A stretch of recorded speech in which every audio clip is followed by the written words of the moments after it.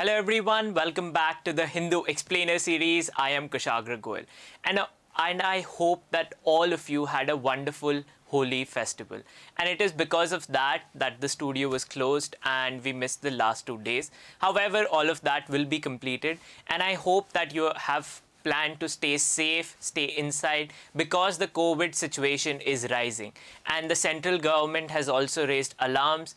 Make sure that your family members, whosoever are now above the age of 45, get the COVID vaccine at the earliest, get them registered on the platform and make them get the vaccine, because only when we are vaccinated against COVID-19, we will be able to tide over the pandemic, all right, and make things easier for all of us. On that note, I will begin with today's newspaper. So, over the week, when we didn't do the recording, there was a letter issued by the Manipur government. All right. What was this about? The letter was about turning away those who were fleeing Myanmar in light of violent repression of the protesters there. That the letter stated that you should politely turn those people away. But as per the principle of non-refoulement, even countries who have not signed the Refugee Convention, which is India,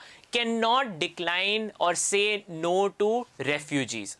People who are fleeing their homeland in light of fear of death or prosecution for no reason are considered refugees. And now, based on the backlash that was created, Manipur has retracted that letter now, all right? And at the same time, there is further update. Mizoram's chief minister has already written to the Home Ministry asking the Home Ministry to recognize the people leaving Myanmar as refugees.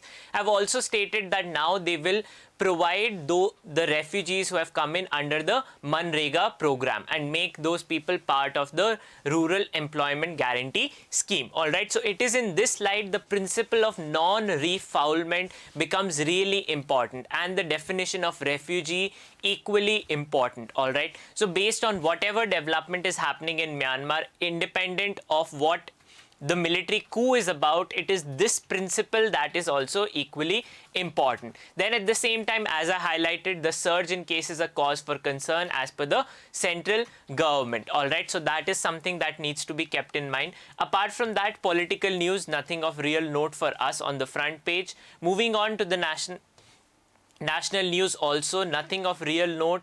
COVID cases declining in light of low testing over the Holi time period. So that does not mean that overall cases have dropped significantly, all right? Drop in testing, if there is a drop in cases based on testing, that is not a long-term advancement or data that we could keep a note of, all right? So moving on to the editorial front. On the left-hand side, over the weekend, Prime Minister in the last week was in Bangladesh participating in the 50th anniversary celebration of independence of Bangladesh, all right, and recognizing India's effort towards Bangladesh liberation.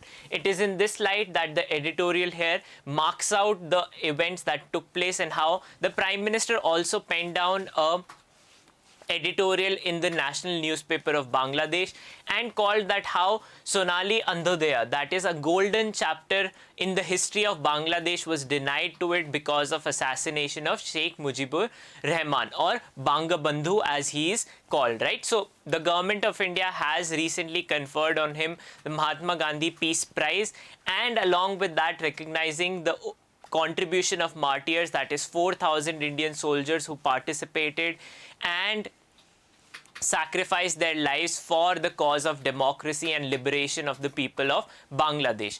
And it is in this light that also the concerns in the country or between the two countries is also being highlighted. One of them we have already discussed on 28th, which was the river water distribution, all right, at the Tista river. That is also of note that needs to be highlighted, along with the killing of people at the border that needs to be cut down to zero as the aim highlighted during the talks was, all right. So that is what the editorial here discusses. Then the second one, territorial battle. This is about election dynamics in Pondicherry, not relevant for us. Then the second editorial here, remoteness is not an hindrance to academic excellence. This is talking about, recently we had talked about an editorial that pointed out how IIT's number is rising but their quality is not. And the reason the editorial links out that why that is the case is because of low number of faculties or quality recruitment faculty. So the editorial here talks about how the process of recruitment needs to be made easier, how overall that process will only ensure the quality is maintained, because it does not, India as a country needs to create far more expertise, far more institutions that provide public good, which is education. And rather than having some, that is a handful or 10 or 12 major institutions, we need as many as we can. All right. So this is the editorial's theme here. This is policy analysis, particularly about IITs. So not relevant for us, but I have highlighted what it is in main. Then the main one, India does not shine when only some glean. What is this talking about? This is talking about how the overall focus of the budget this year is about creating growth through the hands of some. And it highlights that how India as a society will not develop or will not be better without the growth of all. That if income inequality rises and at the same time the rights and the life situation of majority of the country does not improve. India has singularly contributed to 60% of the people who became poor because of the COVID-19 pandemic. And therefore the budget that has come out this year has not addressed any such mechanism that would instantaneously create more sustainable jobs. And the editorial here lasts out to that thing, that first we need to move away from growth of few and that trickling down to others mechanism, and secondly we need to come up with more resilient growth, that is more sustainable development that does not hamper the environment. And at the same time we need to give up on these old mechanisms of looking at economic growth. Only then we will be prepared for India for the future. All right, so that is the editorial. It's basically in general policy assessment of the union budget and how things should be better off. All right, then moving on to the op-ed page.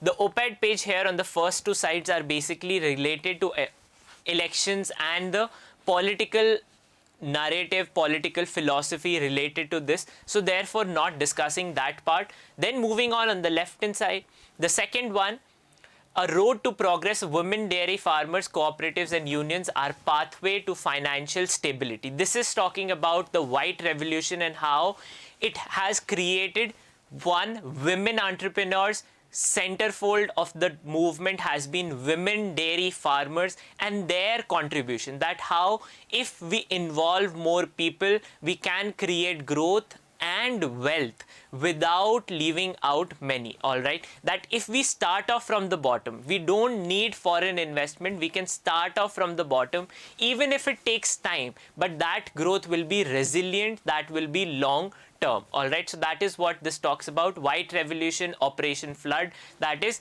higher production of milk in India that happened in 1960s, 70s, 80s. All right, led by, we all know, Amul as the dairy brand. All right, then here vital artillery, this is talking about the Suez Canal. We all know that Suez Canal over the past week was stuck because of MV Ever Given as a container ship that got stuck in the Suez Canal due to a sandstorm.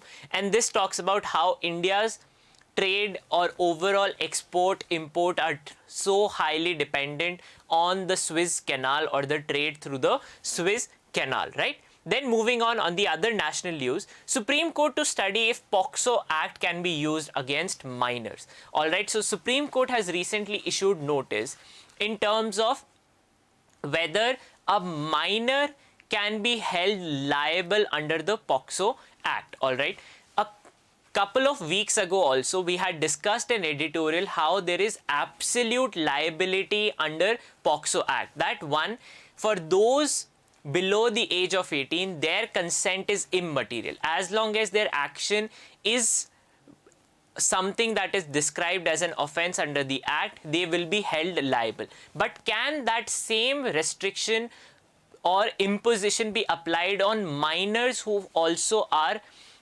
violating the law? So that is what the Supreme Court will identify. This is related to a case where a 17 and an 18-year-old couple consensually in a relationship engaged in a sexual act, and then the relationships turned sour as the boy did not agree to marry the girl. So now the notice has been issued whether the objective of the act, which is in question, that the objective of the act was not to punish adolescents who are in a live-in or physical relationship. So Supreme Court is going to analyze, one, is this the objective, and two, can minors who are violating the law be held liable under the act or not? So we need to wait for the Supreme Court judgment. However, the principle of absolute liability under this is what you need to be aware of. Then moving on, researchers find a new butterfly species. This is the first time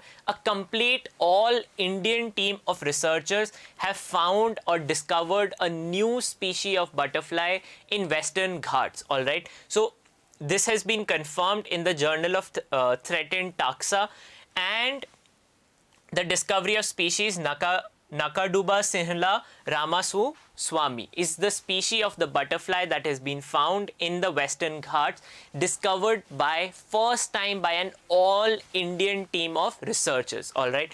So therefore that needs to be noted down. Then moving on, apart from it, assembly elections. So turning towards Covishield shelf life extended to 9 months, shows document.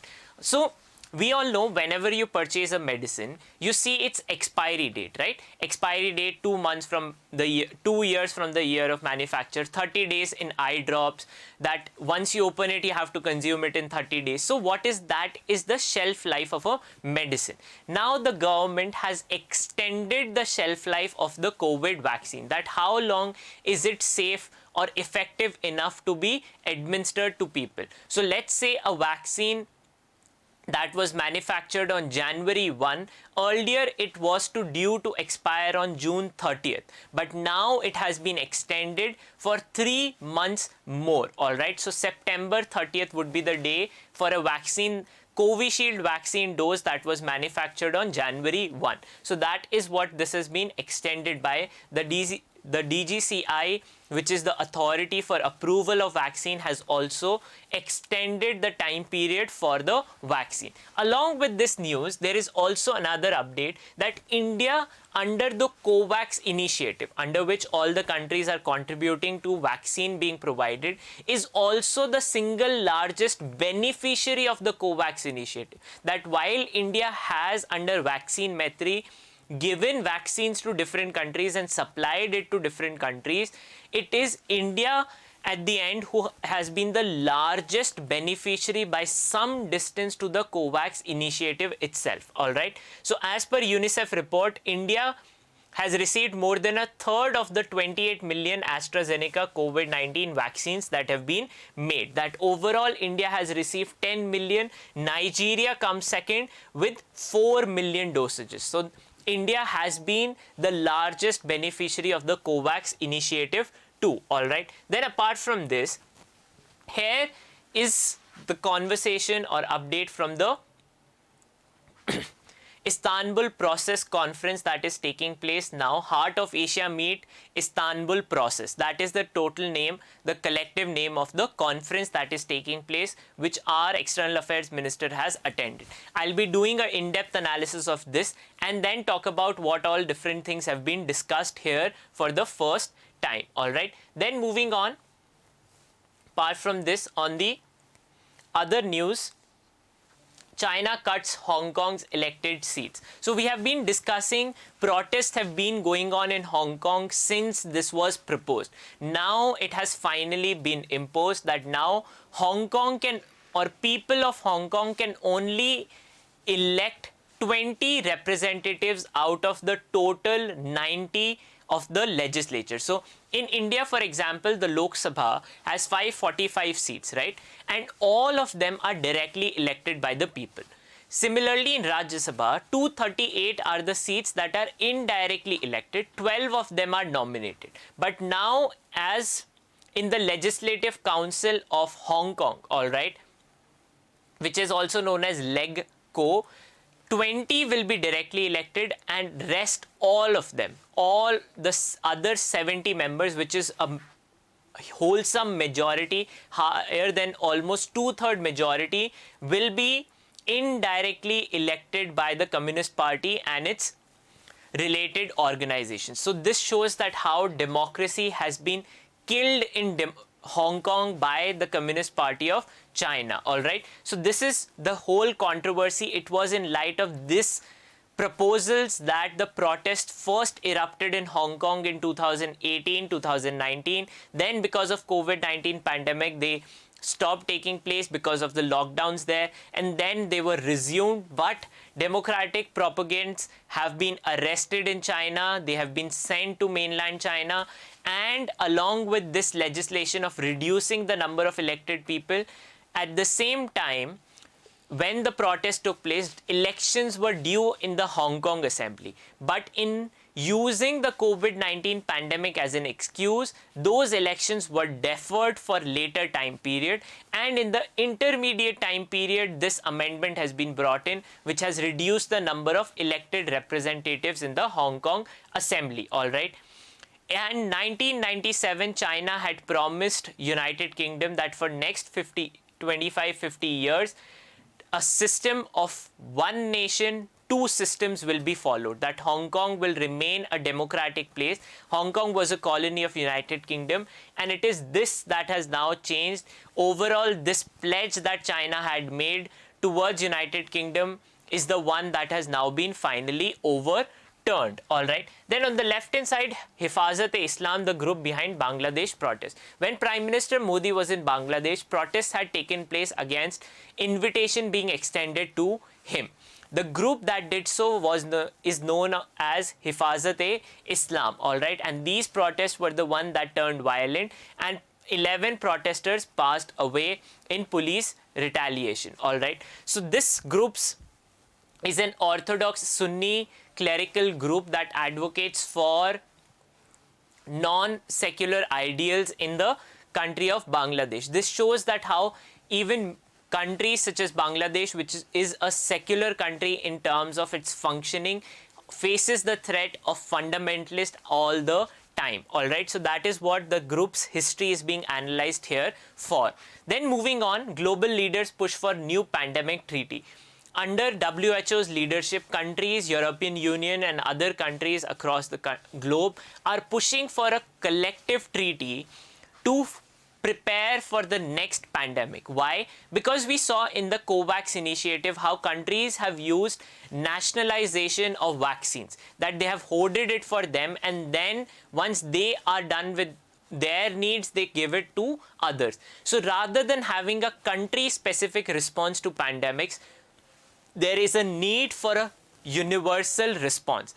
And it is in this light that this deliberations, diplomatic channels are being used for a global treaty towards a future pandemic preparation. So we need to see how this comes about. All right, so this is what the overall thing is. So on March 31st is also the MPC committee, which is mandating inflation targeting's review. All right. So after 5 years, for the first review of it will take place, and we will discuss it tomorrow whether or what RBI comes up with, whether inflation targeting will be done, what will be the bracket of that. All right. So that is what we need to see tomorrow. Inflation targeting is a concept wherein the RBI uses its mechanisms of monetary and fiscal policy tools to ensure that the overall inflation in the economy remains from 2 to 6% bracket, with 4% being the ideal inflation level. All right. So a higher inflation overall reduces the money that people have in their pockets, and therefore this becomes relevant. Then moving on, apart from this, on the economic and sporting news, nothing of note, right? So moving on to the in-depth analysis. So the Heart of Asia Istanbul process, all right? It was an initiative for confidence building measures. What are confidence building measures? For example, India and China in their delimitation talks for normalcy, the first thing they did was lower the tanks, turned them away, and then moved away. All right, so that is a confidence building measure that, see, there is no threat of war, we are not going to come to your territory, we don't have any such establishment here that can initiate a war. All right, so such confidence building mechanisms, this process was started by Afghanistan and Turkey and has 15 total members. All right, so the first one was held on 2nd November 2011, and the most recent one is the 9th one, which has happened on Dushanbe in Tajikistan. All right, the secretariat of the Heart of Asia conference is in Kabul.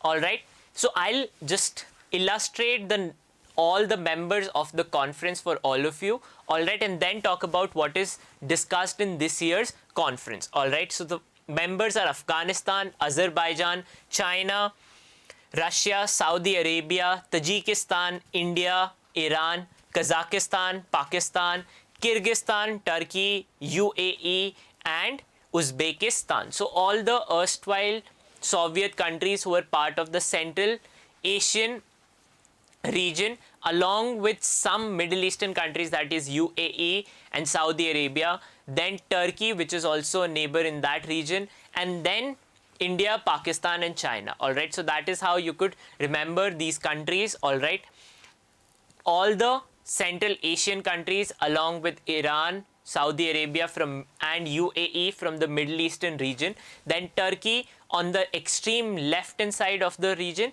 and China, India, and Pakistan on the eastern side. All right, Kabul, which is Afghanistan, is the center. So what happened in this year's summit? One of the most important one was the statement issued by our External Affairs Minister S. Jaishankar. What did he talk about? He talked about that India is in favor of intra-Afghanistan peace dialogue. What is that intra-Afghan peace dialogue mean? That conversation between Taliban and Afghanistan government should take place, and they should be the one who should come across and come up with the deal for peace.